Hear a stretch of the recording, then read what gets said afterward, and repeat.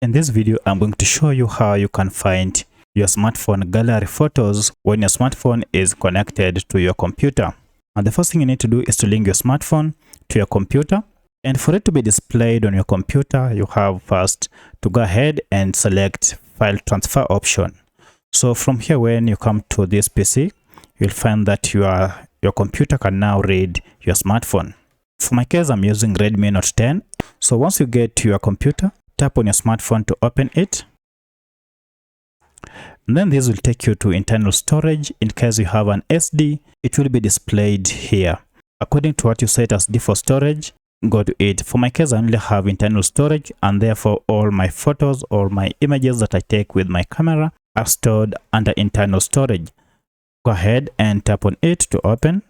And here you'll have so many folders. Now to find those photos that were taken with the camera, look for the initial called DCIM and then double click on it. From here, you'll also have quite a number of options that you can choose from. Go to camera here and tap on it. Now this will open up all the images that you have that were taken with your camera in your smartphone.